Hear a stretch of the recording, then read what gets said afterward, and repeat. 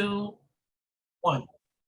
And good morning and welcome to Women Who Rock with Success. And thank you for tuning in to our Summit 2022. So the purpose of the summit is to be able to help entrepreneurs, corporate America officials that work in the corporate America area. And then this will be able to help you to learn how to market. A lot of people don't even know what social media marketing is because we have such a negative intake of what marketing is. And then you can be able to also learn a little bit more about what platforms are going to be a little bit more proficient for you for your business and your marketing needs. So my name is Diane Winbush. I am the host of Women Who Rock with Success Media.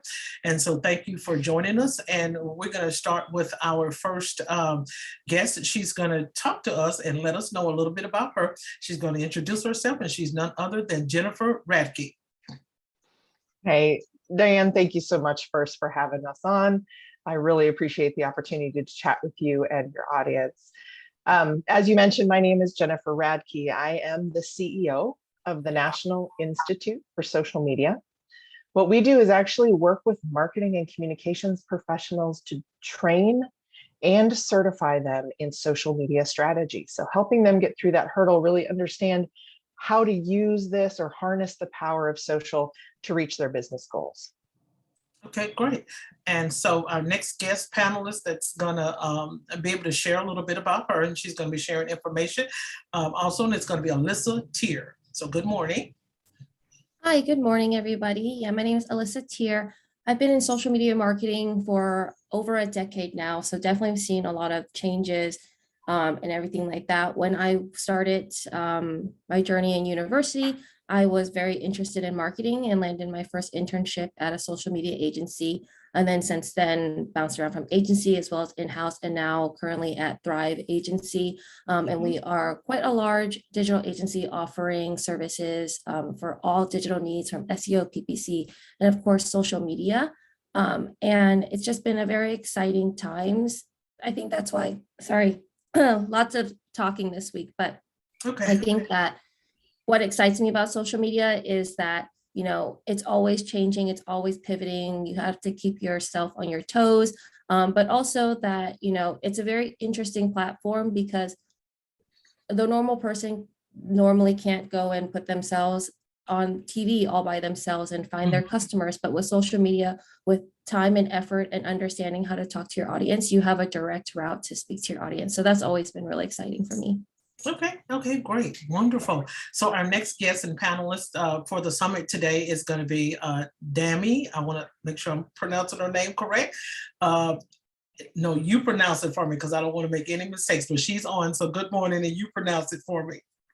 Yeah, no, thanks. Good morning, guys. My name is Dami Adenaike, and I am the digital media strategist at Marketing Maven. So Marketing Maven is an integrated marketing company. We do everything from in-depth market research to digital solutions and also public relations. So we do like to, you know, market ourselves as a very well integrated company. As my colleague here, Alyssa, mentioned, you know, the digital space has really been changing. And even as a company, we have also had to evolve, and especially with the pandemic that's been going on, how the digital space is even, you know, sort of just diversified itself over time. So as a company, we have learned to sort of adapt our tactics, adapt our strategy, you know, finding the best solutions that we can sort of cater to our clients. Again, as Alyssa said, social media is just such a big, wide world to reach various target audiences, and finding the right target audiences, audience segmentation, the right messaging, copy, creative, like we're all familiar with that space, and just, you know, bringing all of these tactics together for our conversion and our go. So I love social media personally. I've worked on various paid, organic, search campaigns, programmatic. Like I said, our company is very integrated. So we do rely a lot on quantitative and qualitative data for a lot of our marketing campaigns. I'm so excited to be here today. Okay, thank you so much for being our guest. So we're going to start with Jennifer. I don't know, Jennifer seems like she's a big leader in this. She just appears to be a big leader. So we're going to start with Jennifer. So we want you to be able to define social media management to the audience. We want to make sure that individuals get a clear concept as to what social media manage actually really is.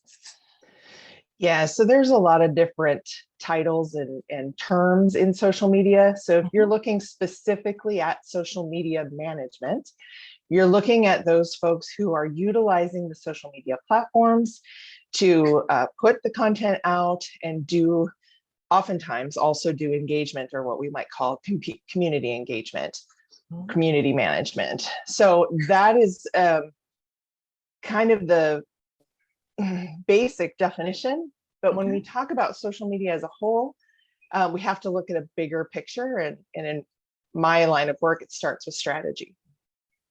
Okay, great. So this question is for Alyssa. And so how do entrepreneurs maximize this?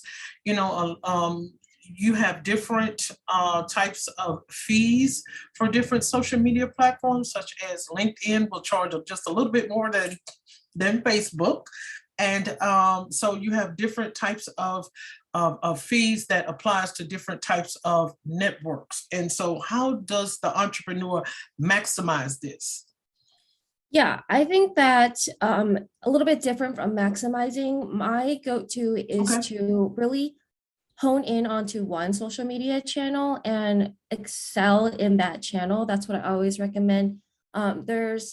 It's better to jump in one and fully build your audience there, be able to communicate with them, really figure out what you're doing before spreading yourself too thin, because creating content can take a lot of time, and you don't necessarily want to have the same content on all the different platforms. They have different audiences, they have different needs. So my saying is to dive in, go for one channel that fits most with your audience. If you're B2B, that could be LinkedIn. If you're looking for millennials, that could be Instagram, and really figure out the nuances there. Of course, Instagram is tied in with Facebook. If you're going to think about advertisement, you're going to get familiar with the Facebook ad platform as well. So sometimes those two do go hand in hand. So that's, a twofer there. But to really maximize your space is trying to prolong the life of content. So, if you have one blog post that resonates with your audience, you can reutilize that blog post by pulling one-liners from them to create, a feed post. Or if you're on Instagram, then you can pull a one-liner on that to create an Instagram story. So it's really thinking about, okay, how can I take this one content item and prolong it and repurpose it in a way that fits the company's needs? Because not every company, has a team that's constantly cranking out content for them. So it's like how to keep things creative and fun. Because oftentimes your audience only a small portion of your audience sees your content. So most likely when you're repurposing and making it fresh again, it's going to be a different set of audience seeing your content. Absolutely. I was speaking with an entrepreneur back here several months ago. And so she was wanting to, get out and networking and doing, of course, different other types of, marketing strategies.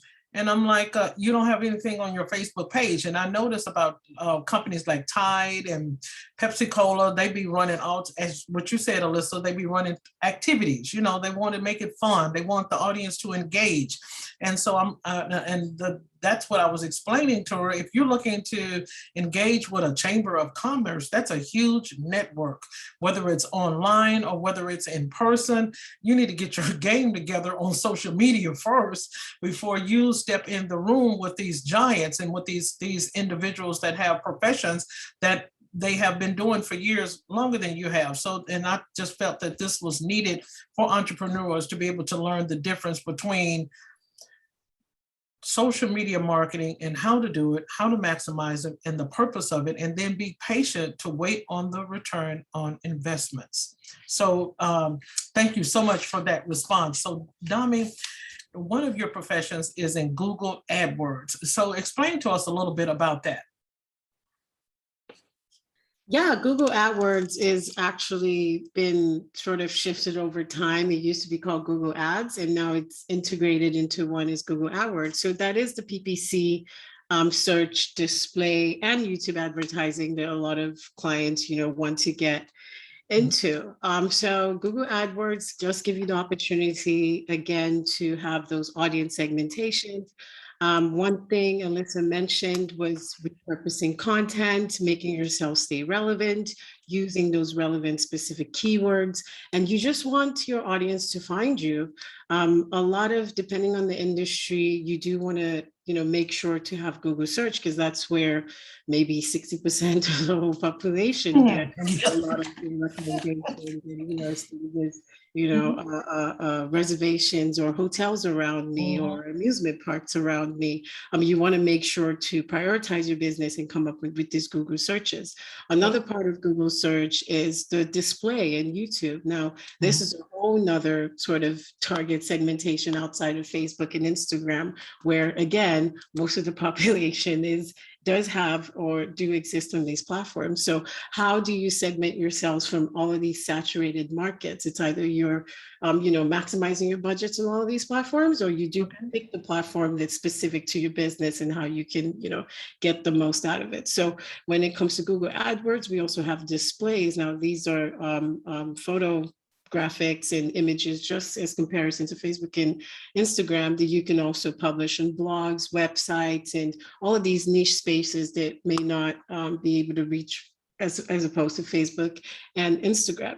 And then you also have YouTube advertising. I mean, every one of us here watches YouTube. You can see that that's the largest streaming platform. We have millions and millions of subscribers and followers in YouTube. So that is also a way to reach a target audience. Again, niche targeting, audience segmentation. You are able to upload as small as 30-second to a minute videos to target your consumers to all of these initiatives. Okay, absolutely, absolutely. So this question is for Jennifer. And so as a speaker, you speak to audiences, you're a public speaker. So tell us a little bit, some of the takeaways that you want your audience, even when you're speaking. We know that you're on an audience right now, but I'm talking about, I'm pretty sure you've been on TEDx and all of these other platforms and what have you. So what are some of the takeaways that you expect that your audience to grasp from your messages when you're trying to convey over to them in regards to social media and even marketing and advertising? Yeah, it's such a great question, Diane, and it varies so much, as you talked about, as far as the audience goes. Yeah. One of the things I was thinking about, because both Alyssa and Dami made some fantastic points, is I started thinking through the fact that we probably should even go back a little bit and say there are different areas of social media marketing. There's organic, which Alyssa talked a lot about in the terms of content creation and engagement and being out there. And then what Dami was kind of focused in on is more paid. And that's the advertising that we can use on each of these platforms. And so when I talk mostly to businesses, one of the things I really want them to hear as a key takeaway is they don't have to be everywhere. That's the number one.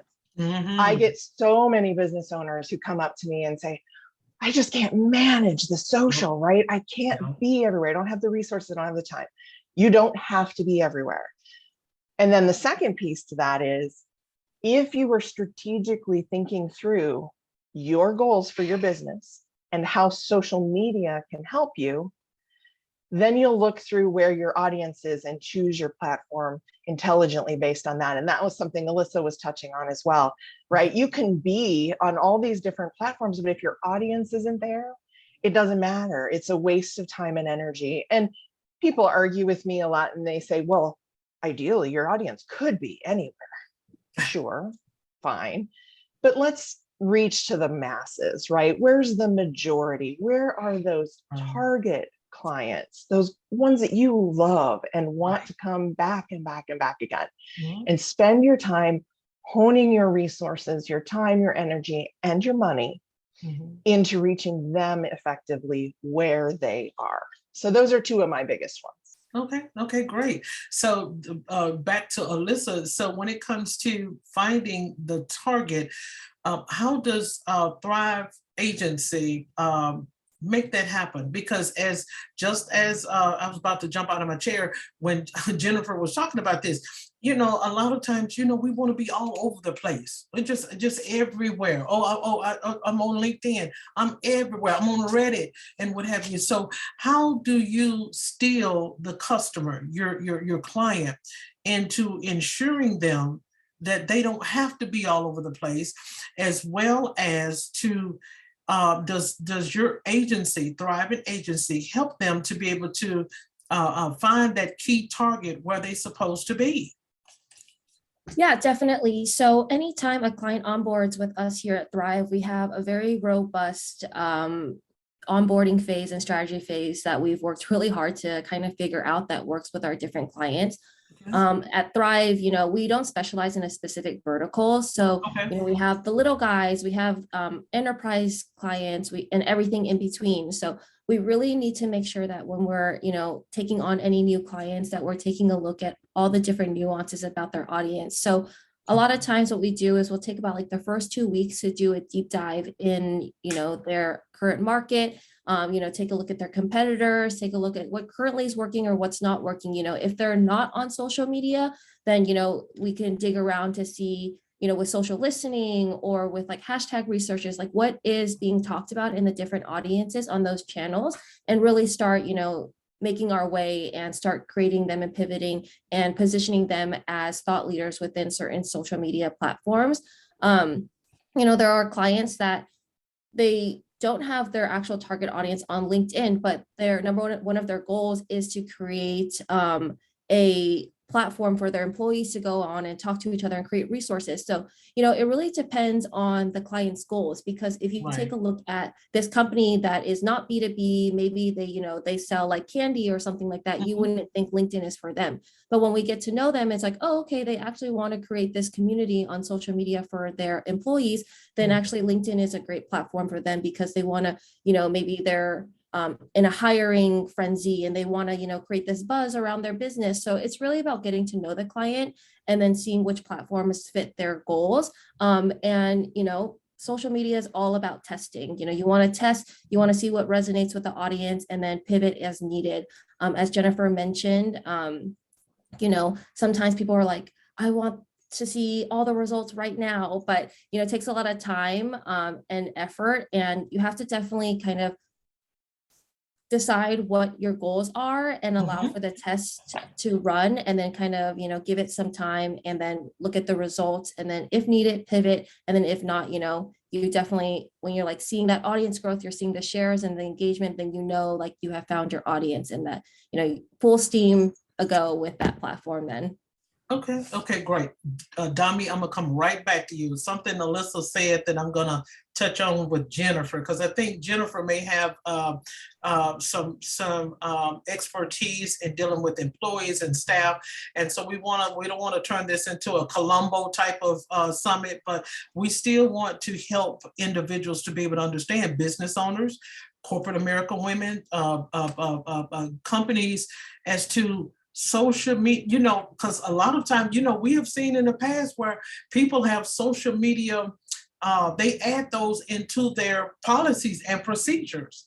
Come on, we're going to be honest. They add them in there. And so if you feel comfortable about talking about that, Jennifer, we also want to be able to share with the audience how important it is, and for the staff, for the members, the staff, the stakeholders, to be able to follow that out, because people have gotten terminated because of violating social media policies, and now companies, they're writing it right into their terms and conditions. They're writing it into their human resource packages and whatever.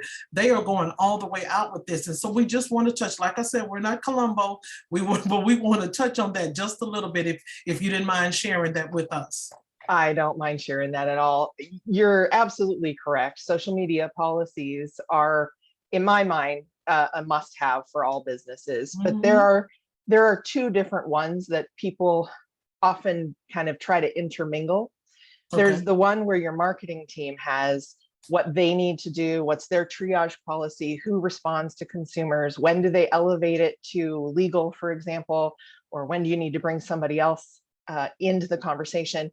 But then there should be a general employee engagement social media policy where your team, regardless of what they do for you, whether they are, your cafeteria worker or your salesperson or your chief executive officer, they understand what the brand wants you to do or not do in terms of social media engagement on behalf of the organization. I tend to fall in the side of lead them positively to what you would like them to do instead of reprimand for everything they can't do, because that shuts people down and decreases employee engagement. I mean, Alyssa was talking about some great companies trying to build engagement through their employees, and that is a great way to bring talent in. But they have to understand what you're hoping to see and what isn't acceptable. Sharing proprietary information is not acceptable.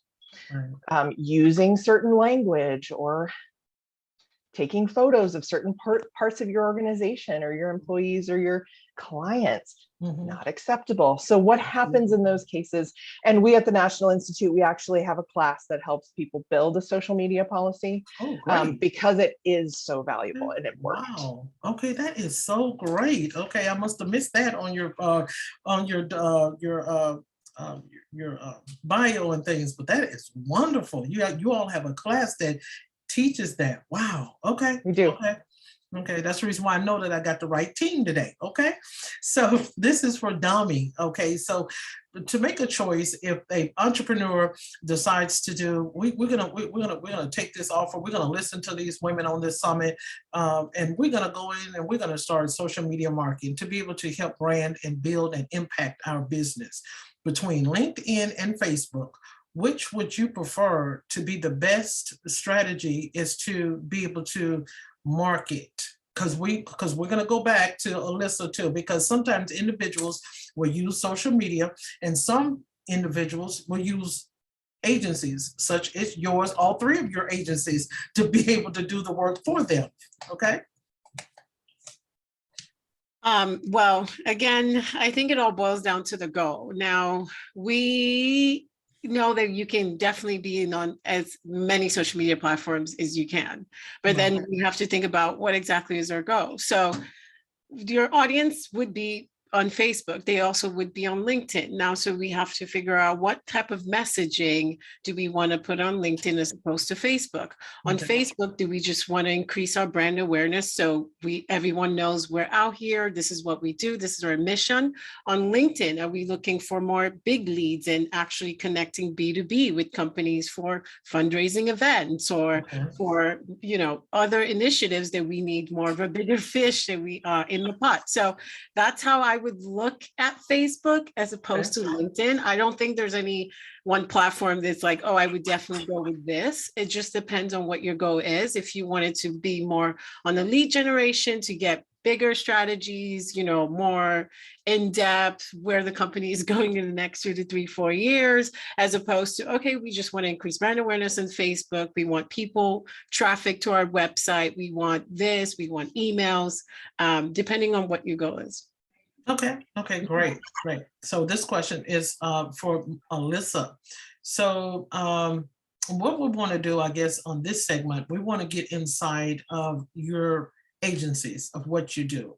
And then that way that will help the audience to be able to understand a little bit about what you do and the purpose of why you do it. And then also they'll learn a little bit more about your business. For us, Thrive agency is concerned, take us through a couple of initial steps. As I talk to all of my guests when they come onto the show, don't reveal all of your nuggets. If that's the case, there is no reason for them to be able to come in and market or sell buy anything from you. You don't want to give them everything, but just take us through a couple of steps as to an initial intake that a person that wants to be able to revamp their business, what should they expect from Thrive Agency? Yeah, so I kind of touched on it a little bit earlier, but we have a very robust onboarding phase here at Thrive. So whenever a client comes on with Thrive, we have a team that comes in called our onboarding team. They're really there to partner alongside the client for the first 3 months. And they're the ones that's facilitating any meetings with your strategist, getting you up and running. There's a lot of nitty gritty when it comes to first onboarding on a client, because you need to get channel accesses. And, I'm sure both my colleagues here have experienced many roadblocks from Facebook. They love to make things a little bit difficult with their settings. Sometimes, there could be certain like bans on some people's ad managers, and people could be locked out of their accounts. So there's a lot of nuances that when people come on, there's things to overcome. And then there are some that, they're smooth sailing. They were doing very well with their social media marketing before, but maybe they had an internal change, and then they're coming over to our agency, and they really understand. And then of course there are the ones that, we really need to help them. They need to transfer us, access to our business manager. But, we really work alongside them because not everybody understands all the settings. And as I mentioned, Facebook changes their settings all the time. One day it's on the left side, the next day it's on the right side. So our onboarding team really works closely with the client to make sure all of that goes smoothly. And then all of our clients also get assigned account managers, and this person, they're with you with your whole journey at Thrive. They're your main point of contact. This has really helped create a strong relationship between our clients and Thrive, because as I mentioned, Thrive is a full service digital agency. And when you have, multiple strategists and specialists working on your account for PPC and SEO and social media, it can become overwhelming for clients. Like, okay, who am I going to contact if I need some support? And like trying to remember everyone that's on your team. So the account manager is the main point of contact that, if you have a social question, you can go to them. If you have an SEO question, you can go to them, or, anything that you want to talk about. That's just your main point of contact. But of course, they have full access to their whole team, but just streamlines it and makes it a little bit easier for them to have the account manager. So simultaneously, all that is happening. You have your strategists that are working alongside the account. So when the client signs on, you get your social media strategist assigned to your account.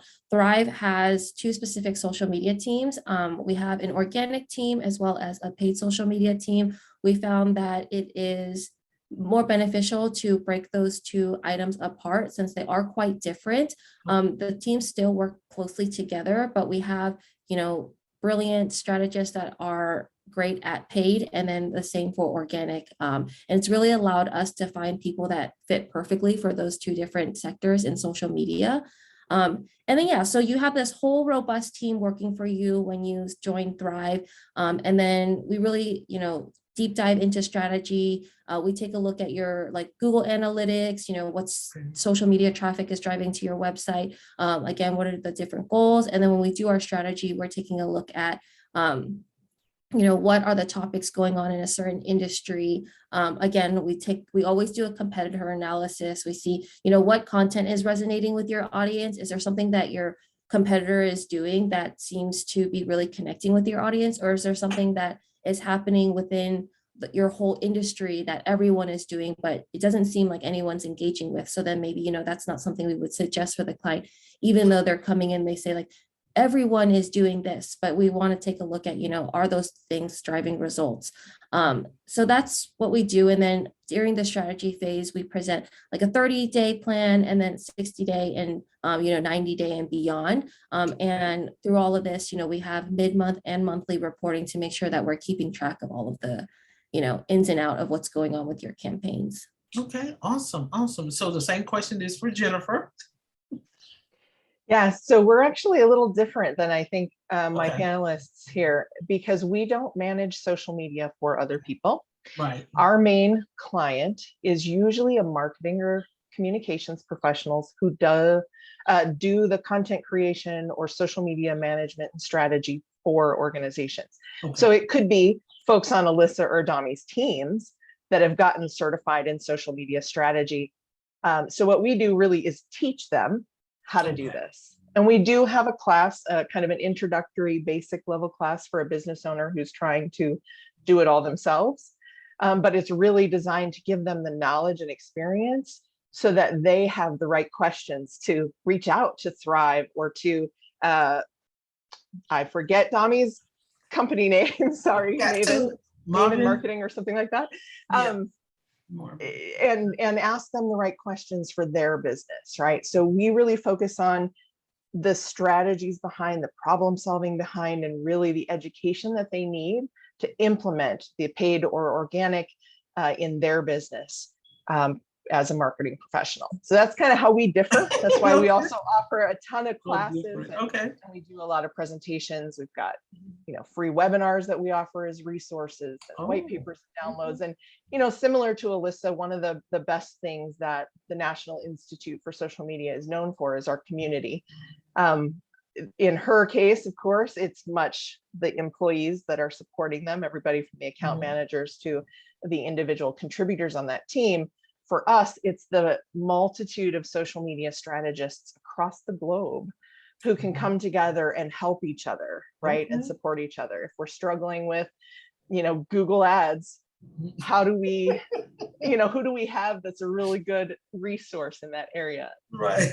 Somebody needs some SEO or some content created. There's a resource for that because of the network we've built. So yeah, that's a little bit about us and how we're different. We're more of the training people. We're not going to do it for them, but we're going to give them what they need to go to Alyssa and Dami and get what they need. Okay, so your agency is basically on a more like a corporate type of entity.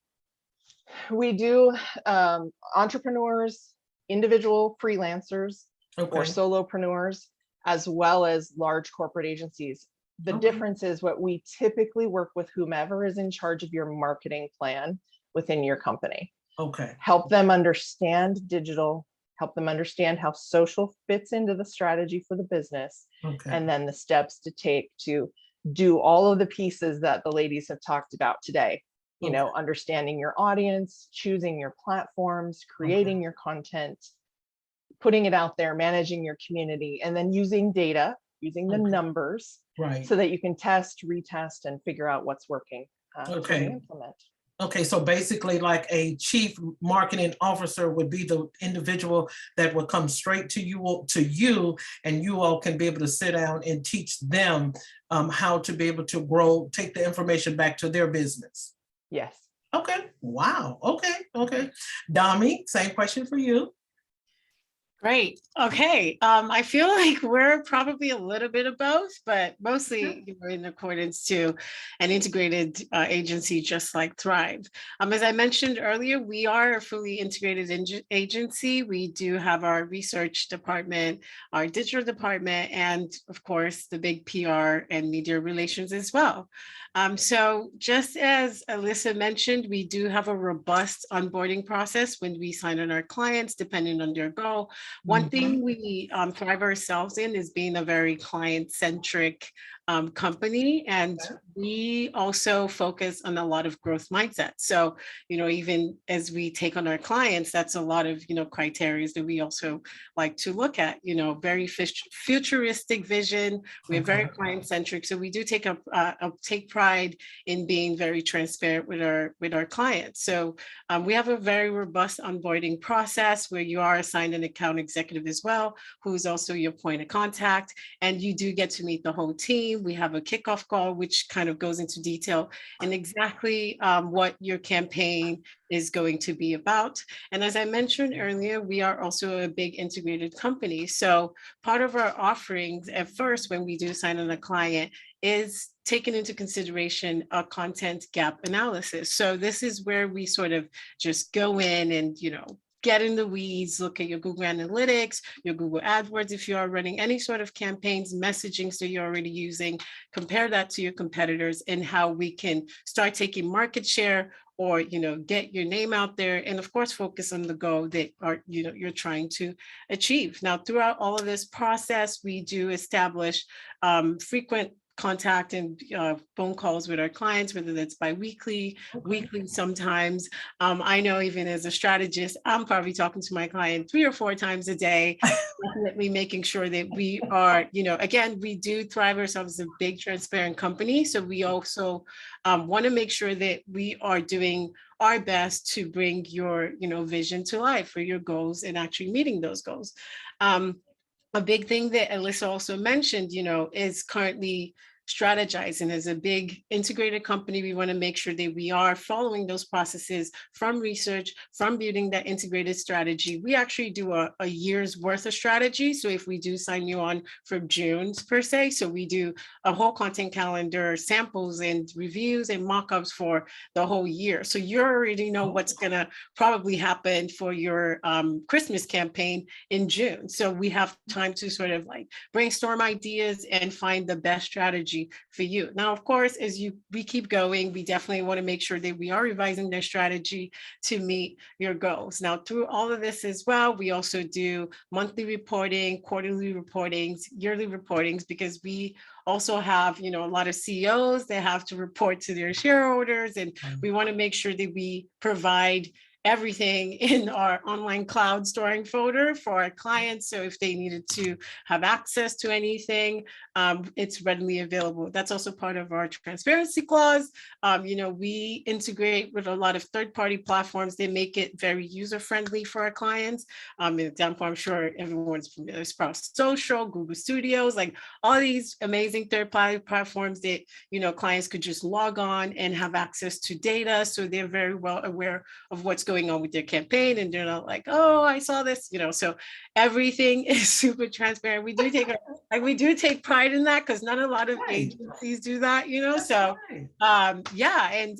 our main goal is just we love an underdog, so our clients can vary from the 2,000 little underdog to the big clients, and we provide just the same amount of attention, services to all of those variety or range of clients. Okay. Wow, yeah. That is great. That is great. And so I like the energy also, because if the social media manager is not excited, then the client is not going to be excited. Well, exactly. The customer is not going to be excited. So I like that. I like that. So this question from all of you all, actually, this question is for Alyssa. We're going to do a scenario. So if an individual, and of course we've heard different articles, we've seen different articles, or the SEO is going down, people are not talking about SEO, but SEO, search engine optimizer, makes a big difference when you're trying to be visible online. So if a customer comes in and they say, Alyssa, I want to be able to get to the top, you have different companies that have different names. They have different key phrases to their companies. So if I type in something that says Tide, biking, or something like that, something else may show up as affiliate or similar to that.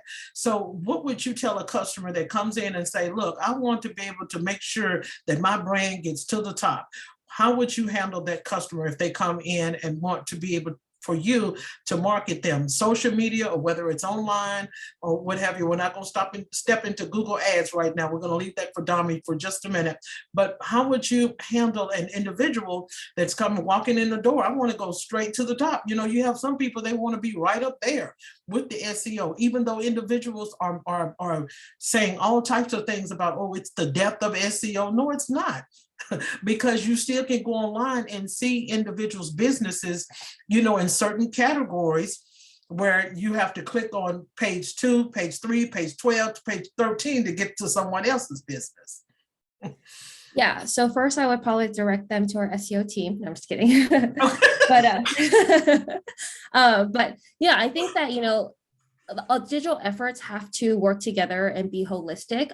So a lot of times when somebody is interested in ranking, we will ask them, or we can do our own research here at Thrive to create a list of their keywords. And we try to utilize those keywords as naturally and as organically as possible throughout their content, right? So if they're trying to rank for the term bicycle, that term is very, very broad. So, you probably want to niche it down a bit. So there's a lot of research when it comes to different terms, how much is it being searched, but how aggressive are other companies utilizing a term? Sometimes a niche term is what's going to be your best bet to go ahead and utilize that over and over again. So a lot of times what we do is we'll take the list of keywords and we'll try to utilize that in all fronts of their social media, using those terms in certain headlines or in the the post body and the copy and everything like that. And as people engage with them, you know, Google and Facebook and all of that, they're going to notice that your brand is associated with that term. And when people look you up, especially, you know, utilizing things on LinkedIn articles, that is really beneficial. You can come up on Google search from LinkedIn articles. And, you know, the more you're utilizing the term, but also that's why I specifically said earlier that you want to make sure that that term naturally fits in with the high value content that you're pushing out. Because if I've seen, you know, posts out there that when you read them, they sound very awkward and strange because you can tell they're trying to put those keywords in there. So, you know, you want it to come off very natural, and you still want to offer that value, because the number one thing that's going to help you rank with the use of social media, SEO itself is completely different, but is people engaging with those posts, sharing it, commenting, and all of that stuff. So it's two prongs: one, utilizing the term, and then two, making sure it's associated to content that's actually resonating with your audience. Okay, awesome. So this question is for Jennifer. So of course, before social media marketing came in, you know, we used newspapers. We used the television to be able to market. Then some individuals marketed through their brick and mortar, you know, business and what have you. So do you think that social media is actually going to eventually dwarf the newspaper ads one day? Because of course we see a decline in that area of newspaper, but people still, you have certain categories of ages, they still go to the morning door or the patio and still love to go out and pick up that newspaper. So do you feel that social media marketing will eventually take over the newspaper advertising?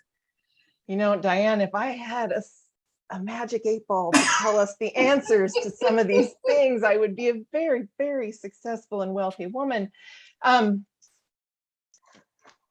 If I look at things as they are today, okay, right, and I look at some data, and I know you said earlier you're not a fan of numbers, but let's just talk about some numbers for a minute. Okay, go ahead.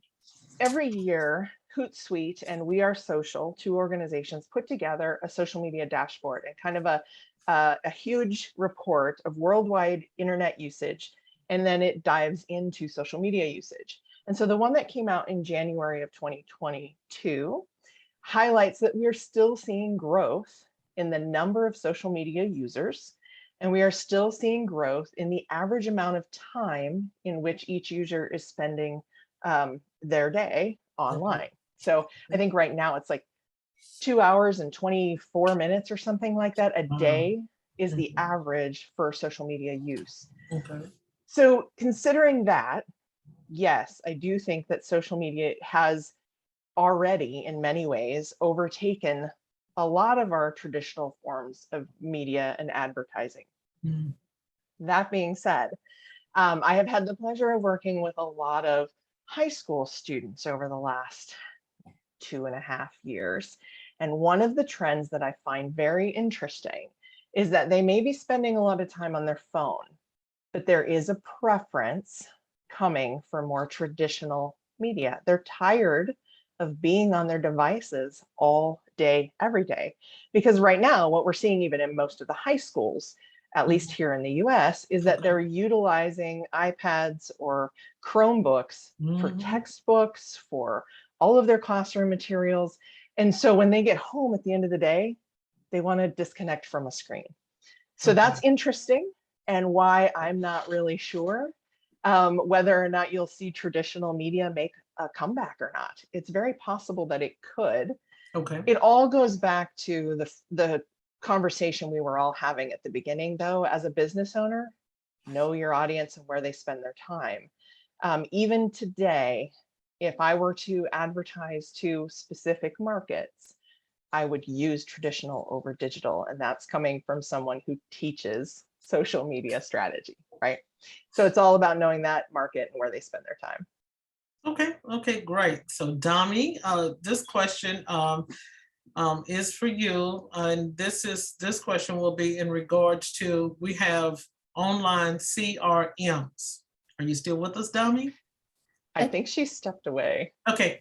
So we'll go to Alyssa, and hopefully Alyssa can be able to address this question. So we have CRMs, we have Eventbrite. And so we know that that's not social media, but we know that's a social type of software that individuals utilize to be able to get individuals to be able to engage with their events and sometimes their products and services as well.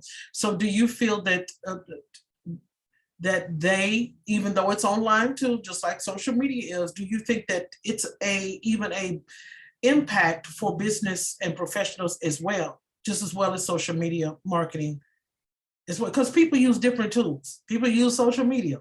They use other different tools. And so I just wanted to kind of be able to give the audience a differentiation between the two. But at the end of the day, they still will need to be able to have someone to coach them in order for it to be effective.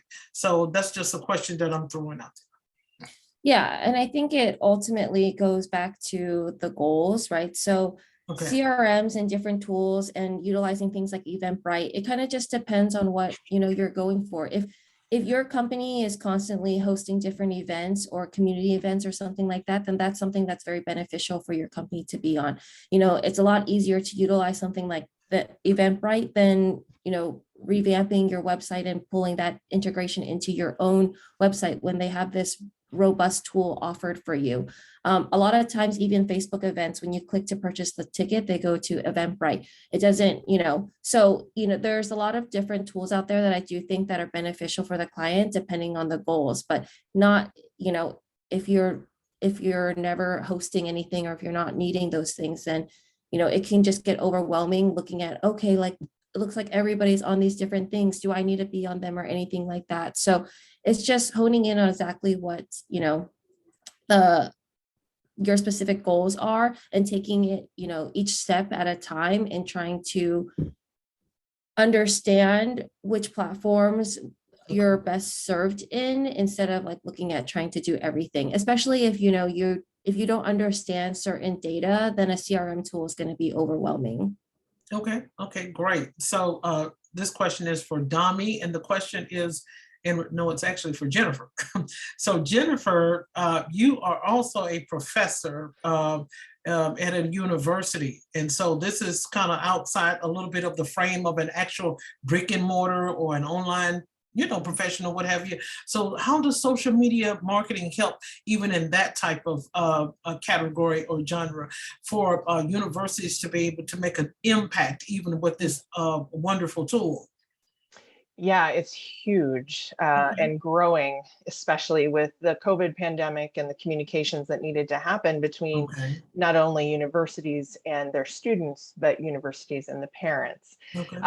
I have a pleasure of working as an adjunct professor for St. Mary's University here in Minnesota. I get to work with MBA students who are pursuing their master's degree and have an emphasis in marketing. So one of the cool things I get to do specifically is help them really understand social as they bring it into their business environment. But colleges in general, they have so many different departments that need to communicate effectively and clearly with their audience and their stakeholders. And there's so many different stakeholders depending on the university, right? It could be students in that major, it could be parents of prospective students, it could be alumni, it could be donors who give, right? And so their messaging has to be specific to their audience and clear about what they're asking people to do. Because if they are giving instruction, for example, around the COVID shutdown, if they're giving instruction that's intended for a student on campus, it has to make clear that that's who it's for, not the donors who have nothing to do with coming to campus at this moment, but instead are going to give their time or their money to support scholarships, right? And so it's been growing tremendously. There are some amazing resources. So if anybody listening here happens to work in higher education, there's a group called Higher Ed Social. You can find them online, and it is a consortium of the people who do social media marketing for educational institutions. And they are trying to figure it out as they go. And thankfully, we are able to sponsor them, and have several of them have gone through our certification program too, that really help build that base of knowledge Okay. so that they can effectively divide out the messages that they need to share with different stakeholders. And they need to think differently than a traditional corporate market, right? So one of the things that a lot of us have forgotten about is if our business owner is in, just past college, so they're 25 plus, Right. they're spending time making decisions about what they purchase for their home or their families or for their business in different places. An educational institution is looking for someone who is 16, 17, 18 years old, and the parents who are going to likely support them financially in that process. So you have to get the interest of the student, Okay. and convey the information of the purchasing party, which is likely going to be the parent, right? Right. And so there's a kind of a double-edged little trick there. And so you have to be on more platforms and speak in different ways to address both audiences. It's powerful because I know that my kids, who happen to be high schoolers, learned about colleges I didn't even know existed when I went to school, because they had to connect with you, via direct mail or television commercial, which is extremely expensive. And now with social media, they can reach a much more diverse audience across the country, perhaps even across the globe, and reach out to students at all different areas of their academic journey. So the opportunities are huge, but the challenges are also equally huge. So. Okay. Awesome. So this question is for Dami, maybe a little challenging. And if anyone else feels that they can be able to attack this question, you can go ahead. But we're going to give it to Dami. And so the question is, a lot of businesses, they will use celebrities to be able to, and maybe Miss Americas, Miss USA's, to be able to do marketing for them. I was sitting at a PRSA, public relations, I forgot the rest of it, I'm a member of it, I forgot it. So we were sitting at our monthly luncheon, and I think they had a Miss Tennessee or something like that at one of the meetings or events. And so she was a marketing tool for opioid drugs. And so that would be the question. And if the rest of the panel would like to iterate on that, that's fine. But I want to ask Dami, how effective is that? Because I think somehow, I don't know, I think they kind of poured, like the company Blue Cross Blue Shield had poured in like $1 million and something into Miss Tennessee. And so that's what because, that's just my opinion there. All of us have opinions, right? That's just my opinions. I thought there was a lot of money to be pouring into one person. Just like I said, that's the reason why you all are the experts. You're here to be able to help us to be able to see this a little bit clearer. So how effective is celebrities when it comes to marketing for a certain brand campaign, what they're trying, whatever they're trying to convey, their message over to the public? I thought that was a little bit too steep. I can put a crown on and get up there myself. Give me the $1 million. I'm sorry about that. Go ahead. No, fair. Like, these are all things that we can say. I know the big conversation that's been going on now is influencer marketing, and you do not want to know the prices that some of these influencers are charging. So I am definitely with you. I think for that specific example that you mentioned, you probably would want to think of Miss Tennessee and the people that she's reaching. Maybe they wanted to target her demographic to be more into the awareness of opioids. So she's probably reaching a younger demographic, and I'm sure that that's kind of who the opioids epidemic has been really affecting. So maybe in a strategic way, you might want to look at it when it comes to the budgeting and pricing. I have nothing to do with that. Everybody kind of just mentions their own worth, and we deal with it from there. But when it comes to the effectiveness of celebrities, I always go back to authenticity. So again, like, looking at these people and how they've shaped their lives and, you know, touch and impacted all of these people and their audience, their following, are you trying to reach them? That's essentially looking at that celebrity like this middleman. Now, like I said, when it comes to the prices, that's up to that celebrity. But a lot of businesses have sort of drifted into the influencer marketing space. Now, this is where you can reach.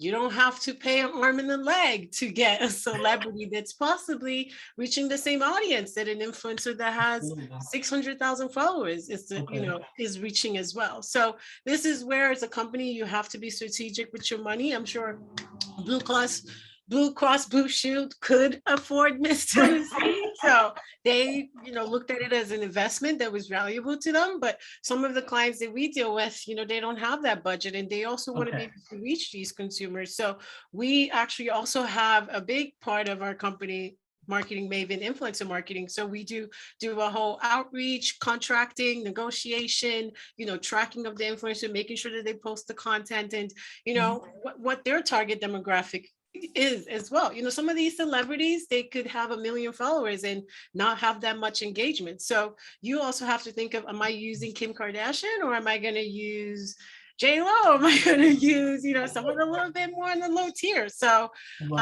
these are just, you know, business decisions that as a strategy and the research experts could kind of just help you, you know, come to and find the best celebrity or influencer to market your product.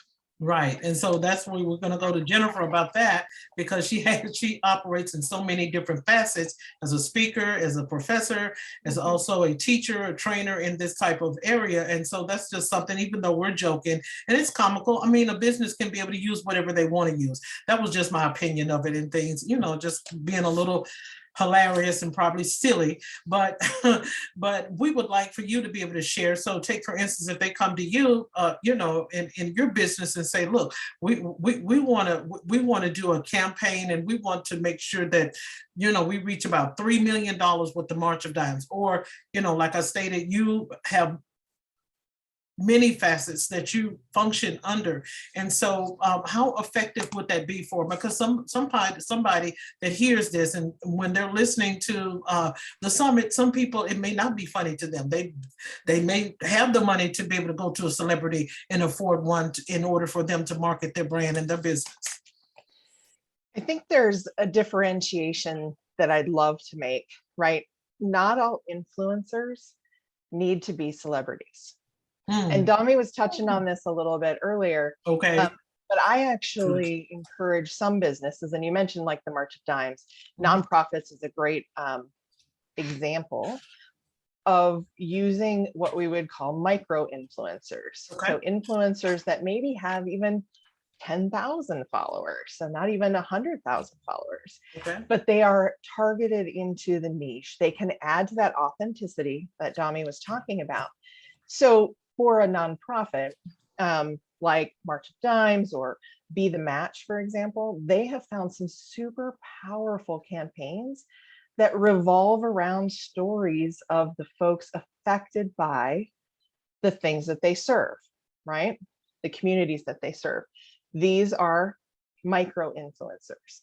We hear their story, we can relate to that story, and we know it's authentic because they're likely not getting paid $1 million to do it, right? In some cases, maybe they're not getting paid much at all to tell their story. It might even be organic, user-generated content that they're able to, you know, share out with their audience in a different way. So when organizations come and chat with us, you know, we're going to help them do the things that both Alyssa and Dami have talked about, and that is understand what their ultimate goal is, what their resources are, where their audience is, and then try to get them thinking about the creative things they can do, both organically and paid. Influencers are fantastic, but there are multiple levels of influencers, and each business owner may be able to afford or engage at different levels, depending on their ultimate goals and the resources they have at hand. And that's really the most important, is we try to educate them, right, on these things. Not all influencers are J-Lo, right? Some influencers might be Susie down the street, and Susie's got a mommy blog, and you're Mhm. trying to position your products to new moms, right? Right. She might be a better influencer for that organization and actually see a better return on investment because you invest less and the authenticity is clear. Okay, okay, great.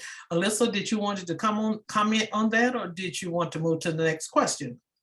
Yeah, I mean, I think Jennifer hit it right on the nose. So, yeah, there's a lot of great micro influencers out there that are perfect for an audience. If you take a Okay. look at JLo's Instagram following, I'm sure she Mhm. has a lot of different women from different ages, women and males, people interested in movie, people interested in music, people interested in beauty regimen, right? And if you're looking for people only interested in beauty regimen, you can find that with a lot more of a niche audience with authenticity, as Jennifer mentioned.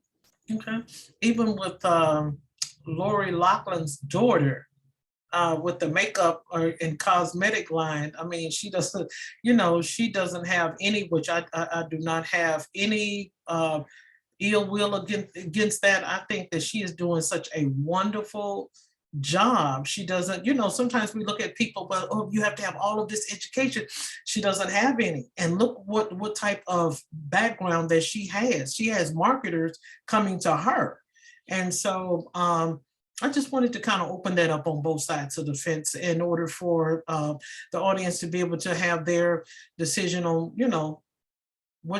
how things can kind of transcend, whether it's professional or whether you want to go through, sometimes business and professionals may use influence in order to market their brand. So, everybody has their own opinion. So this is going to be back to, and we're going to wrap this up. We're going back to Alyssa. So what are the short-term and long-term goals should a professional expect, especially if they're coming to the Thrive agency, in regards to the return on investments? As I stated before we got on the air, sometimes people be looking for a quick resolution. It's like I had mentioned at this lunch and learn I had about 5 years ago. Oh, I got this certificate, and I'm looking. No one is paying me any attention, but it takes time. It takes time for things to grow. And so that's something that we also want to be able to share with the audience as well, in regards to the short-term and long-term investments of marketing, social media marketing. Any type of marketing and advertising is not going to be overnight. It's going to have to be, just like HGTV said, sweat equity. You have to, you have to burn some energy, and you have to wait. We have to be patient. So kind of share a little bit with us about that. Yeah, and it ultimately kind of, again, two factors that play into a lot of things when it comes to social media. Of course, your goals, and then two, what is their existing journey on social media. If a client comes in and they've been on social media for quite some time, they've built a robust audience for themselves, then we can really hit the ground running and, do some different conversion ads and target their audience and do a lot of things like that. But let's say you're coming in, you're totally new to social media, then what we really like to present to the clients when they join is our social media funnel. It's almost like an upside down triangle. So that's what, of course, what a funnel looks like. But so quintessentially the top of the funnel is, a lot of the brand awareness, figuring out follower growth, getting the fans and finding that target market. So it's a lot larger. It's a lot about sharing your brand voice and who you are, what are your company values and what does your audience resonate with and all of that stuff. And while you're building out the top of the funnel, slowly as time goes on, after about 2 to 3 months, we start working down the funnel. And, that's when we start targeting the audience and, doing A/B testing on trying to, drive them to the website or driving them to sales and all of that stuff and moving them down that funnel to the end goal of a purchase or, signing up for a webinar or something like that. So, simultaneously, the whole time we're working on that funnel, once we built that out nicely, we're really, driving people to the website and getting that return on ROI. And that's when you can really quantify the return. If you're doing an only organic campaign and your goal is to create brand awareness, there's things like follower growth, engagement, KPIs that you can look at. But it's hard to say like, okay, you've spent $500 on social media. This has now translated to $1,500 in sales. That's a lot harder when you're doing a campaign that's organic driven, Right. but organic is quite important. And I feel that with so many changes coming to with policies and Facebook and all of that stuff and the way that they're limiting like ad targeting, that organic is actually going to be quite important. But again, a lot harder to show like the ROI. But back to the funnel. So as we move people down the funnel, we're kind of also on the back end reworking at the funnel again and continuously still growing the audience and taking that new audience and moving them down the funnel. So it's almost like this pipeline of people constantly moving down the funnel, building the audience, having them understand your brand. So if you've been on social media for 3 years, and you're like, oh, I have like 10,000 followers, I don't need to share my brand message anymore. No, because you're going to be constantly gaining new followers and then wanting to introduce yourself to them and creating that community and growing that. Absolutely. So we want to reiterate also that this is the summit is the purpose of not trying to do social media by yourself. These professionals that we have and experts that we have on the show today, they have their own companies, they have their own branding to be able to coach you and show you how to strategize and manage social media. They will do the work for you. This is not something where you go in there and you tic-tac-toe yourself. This is something where we're trying to help business professionals to be able to hire the professionals to do the work for them. So this last question is for Dami. This is a pet peeve of mine. And sometimes when you go to social media and you go to people's page, they have professional pages. These are professional entrepreneurs. How important is it that the business owner do not mix business with pleasure? It just aggravates me, you know. You were talking about a little baby that took his first step. Well, I mean, you know, everybody has their own opinion. I'm just trying to be honest. Everybody has their own opinion. My thing is, if we want to do that, we need to have a separate social media page and we can market the baby for that, unless it's something that's going to be on TLC, the tiaras or something like that. But how important is it for professionals? We're talking about professionals. We're not talking about personal living. We're talking about professionals to stay on one niche. Stay on that niche. Don't move. Don't sway off of that niche, because sometimes you can confuse the individual in your messaging when you are posting about certain things of your business, and the next thing someone sees you're on a trip to, you know, eating and dining out. That's just my opinion. That's my opinion. I feel that as professionals, we need to stick to one thing. Yeah, absolutely. As professionals, we definitely need to stick to one thing. And as a brand, I mean, we all know that brands should have their own profile pages. So, you know, like my colleagues have said, you know, not every social media page you're supposed to be on. So if you Right. figure Facebook and LinkedIn is what's going to drive the best business, then those are the pages. I wouldn't even bother being on Instagram, because that target demographic is probably not going to see what you're offering. But when it just comes to professionals like us, I mean, we all have our LinkedIn pages that are optimized, and we have our personal pages, and you know, you just want to make sure to separate those pages and platforms, because those are two different audiences, two different messaging. If I'm telling someone to, you know, patronize my business and buy this necklace, I probably shouldn't be telling them that I'm, you know, traveling to Vegas and spending 200, you know, again, these are all conversations. I agree. You don't want to be sending mixed messages to your consumer. Right. You definitely want to be on target. Something that Alyssa talked about is the funnel. Now we're bringing people to this top phase, and you want to make sure that you're focusing on the messaging, because that's what's going to end up driving a lot of people to this funnel. Now, as you drive people, again, they're going to be definitely fall offs. Now, so you want to make sure that when you get to the end of this funnel, you have your high value leads. You don't want to people like distracting people with different messaging that are just, you know, irrelevant. So as professionals, I do take pride optimizing all your profiles, your LinkedIn, your Facebook. If you feel Twitter is the best valuable place for you to spread your messaging, joining conversations, you know, shared thought leading articles, like a lot of articles on LinkedIn, on Twitter. If you feel like those are the best platforms for you, then you want to focus all your time and energy. Use your Instagram, change the name to something obscure. And there's a lot of tactics now. There's Finstas, there's close friends. Like there's definitely a lot of tactics for you to, separate that personal life from your professional. Right, I absolutely agree, because the reason why I said that, here's the point to my argument. So we have this lady, this professional. She's like a commentator for a news broadcast, but she has selling T-shirts. She's marketing T-shirts on her website, and then she's digging graves on the website. She has all kind of, and I'm like, your page is noisy. Your whole strategy is noisy, and I feel that we can lose our customers, our clients, if we're busy doing everything. As I think it was Jennifer or either Alyssa had stated, we're everything to everybody. We can't do that. And sometimes professionals will be frustrated, but they don't understand the fact that it's something wrong that I'm doing.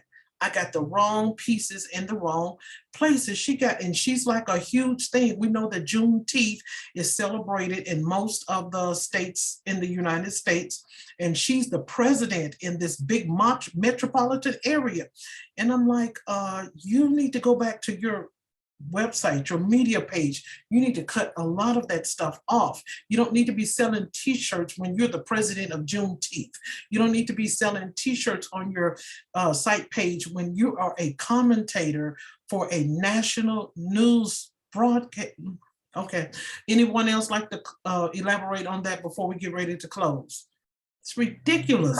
I mean, just like I said, there's back to Jennifer, I'm sure there's trainings for people, that want to be very well immersed in that. And that's something that, as a professional, you should want to keep learning and keeping up with these digital trends. You should want to just stay on messaging. It's going to take some time. You do have those benchmarks, but when you start out, that there's no sort of wavering in any direction. You do want to make sure to focus on your messaging and be part of the community, joining on conversations and making sure that you are amplifying yourself. And I want to reach out to her. I'm trying to let you know, I'm not here to judge or anything like that. I wanted to reach out to her, but I just don't know how she would take it. So I just, just perhaps maybe I can send this over to her, and this will also help her out as well. So anyone else have any last comments before we get ready to close? The only thing I wanted to do for a second is play devil's advocate just a little. Because I don't know who you're talking about, Diane, and the situation. So it might be very, very distracting for what's going on there. But if you are a solopreneur or you are your brand, I do believe to some degree, it is important to show more than just the work that you do. Because people buy from people that they know and trust. Correct. Right? They know, like, and trust, or can relate to. Now, platform plays a piece here, in my opinion. So for example, I'm a social media professional, I'm an owner of a business, but on my Facebook page, you are going to see my kids and my family. And maybe occasionally, because the audience there on my personal Facebook page is friends and family, maybe occasionally I'll share, tips on how to use their phone to get the best pictures, because that's something they care about, right? But on my LinkedIn page, you're not going to see a lot of my kids, or any, hardly. That's what I'm saying. Right. But it doesn't mean that I can't be that person. I don't feel like I need to have 40 different pages, one for the mom of me, and one for the volunteer in my life, and one for the business owner. But there is a difference between your business and your personal profile. Now, Dami mentioned Twitter. My personal Twitter page is I'll use cluster of all the things that make me who I am, right? But my National Institute for Social Media's page is very clear on its brand, right? So I do think there are some situations in which it's very important to show who you are as a person. And even in LinkedIn, you can show what you volunteer at. You can give insights into more than just the job you do today. The messaging, yes, does need to be on brand, but that brand might be a little bit more inclusive than just the job you do from 9 to Okay. 5. Okay. Does that make sense? It does make sense. So it kind of depends on where you want to be able to share your story, where you can be one person here and then you can be these multiple individuals on I guess another platform or what have you, because I guess Twitter is basically, they have deemed that ever since the era of President Trump, is like some sort of, I don't know, news media or something like that, but I know LinkedIn is more for business professionals. Facebook is a little relaxed and laid back, but it's also a professional media, a marketing tool as well, because you see so many, all of your shampoo, all of them are on there. If you brush your teeth, everything that you deal with is on Facebook marketing. And so, and which is good. It's just, I don't know, I just thought she was just a little bit too busy. That's just me. You might be spot on. You might be spot on. And Yeah. like all those examples you gave, right, of our shampoos, they have business pages. Mhm. And that's where they talk about their business and reach their Okay. audience. Those marketing professionals or the executive teams or the janitors at those companies, they all have personal pages that Okay. may not share anything about shampoo, right? Okay. So Right. it just kind of depends on what the focus is, who your audience is, and what is that conversation like. We as people are not one tier.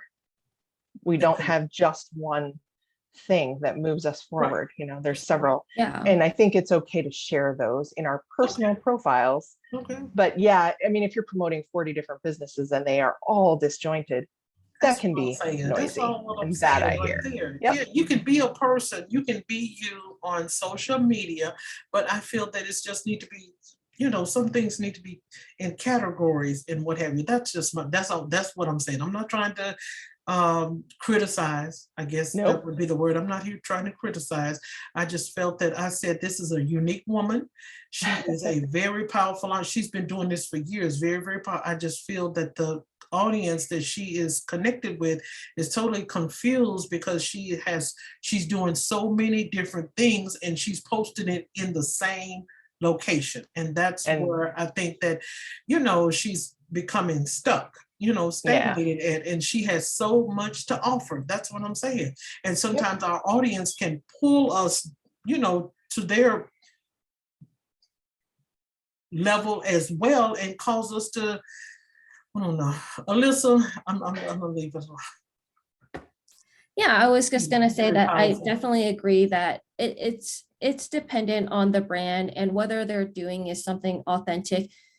Seems like the woman that you're referring to, maybe there's not a lot of authenticity with her selling her t-shirts and then digging graves and all of that stuff. Maybe it could be clickbait. I think it just depends on what resonates with the audience. But I think that there is a lot to the fact of humanizing your channel, especially when it comes to mom and pops and brick and mortars. People want to support locals. They want to know the story of your business and everything. I'm actually based out in the Pacific Northwest, and there is a well-known chef out here. His name is Peter Cho, and he was an executive chef out in New York and, quite popular.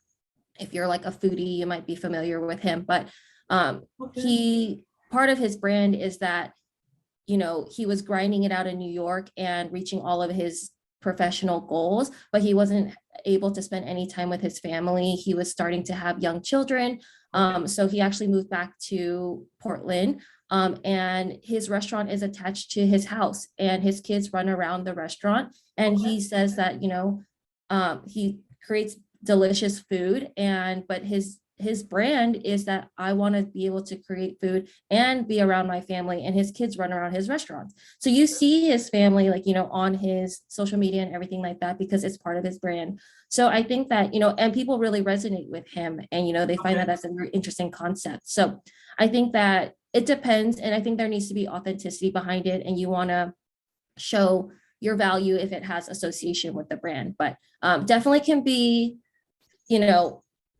there's a fine line for sure. And I think that, it depends on your audience and if it has anything to do with your brand. And especially with millennials and Gen Z, they want to support companies that have strong values and they want to hear about those values. And those values sometimes don't resonate with, you just selling maybe you are just a t-shirt company, but you want to share your values if something happens or something like that. Okay.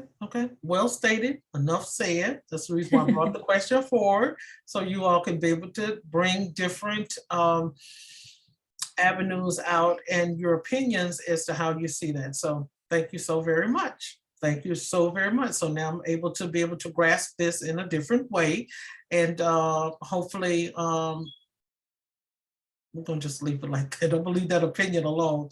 So what we're gonna do, we're gonna go around the table. And so Dami, we're gonna start with her, and she's gonna share with the audience any social media links that she would like to share, how the audience can be able to connect and network with her, with her agency, as well as any upcoming master classes that you have. You can be able to share that, as well as your website, how the audience can be able to find and connect with you, or any publications that you have published that you would like for the audience to be able to follow you further, so they can learn more and more about you with books and articles and what have you. You can share that at this time. Yeah, so again, just to wrap up, my name is Dami Adenike. I am the digital media strategist at Marketing Maven, which is also a fully integrated research digital PR company. You can definitely reach us at www.marketingmaven.com, and our Instagram page is also Marketing Maven, keeping it well branded. You can also reach us at Marketing Maven on Facebook as well. As I mentioned, we are a company that takes pride in a lot of client-centric and growth mindset. So we do love to be transparent. We love our underdog. So if you're ever in the market for any services as wide from research to PR to influencer marketing, I know we talked a lot about celebrities today. Marketing Maven is definitely up for it being a great solution for your business. Okay, Jennifer. Yes, so you can reach the National Institute for Social Media at nismonline.org. You can also find us on most of the social channels with NISM Online. If you're looking for me personally, you can find me on LinkedIn, Jennifer Radke, or on Twitter, Instagram, Facebook at RadkeJen. So last name first. Happy to chat with anyone.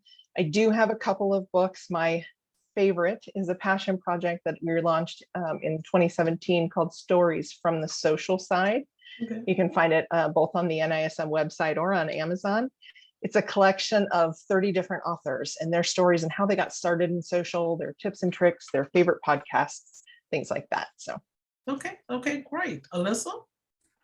Yeah, so I'm Alyssa Tier. As a reminder, senior social media manager for the organic side at Thrive. And you can find us at thriveagency.com.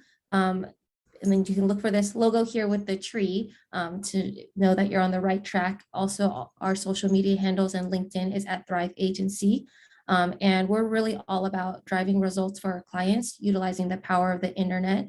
And again, full service digital agency able to help you really create a robust, holistic marketing plan. And even if you come in, you say, I was on listening and it seems like social media is important, but I don't know if that's the right fit for my brand and my company, that's totally okay. We have clients that come in and say, we have these goals, but we don't know where to start. Should we do SEO or should we do social? We can help figure that out for you and partner alongside you to reach those goals. And then me personally, you can find me on LinkedIn at Alyssa Tier. And yeah, of course, feel free to reach out if you have any questions. Okay, great. So ladies, the first part of this summit has been wonderful. I have enjoyed every last one of you, and I know you all have enjoyed one another. And thank you so much for taking the opportunity to share your expertise with our audience on today.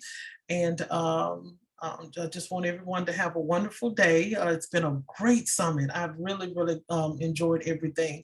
So once again, this is Women Who Rock with Success, and you all stay tuned on May the 12th, 2022 for our second half of our social media summit. It is very, very important. You want to make sure that you're spending your dollars in the right place and you're not losing money. And also it is important, if you're trying to do it by yourself, you will lose money sometimes.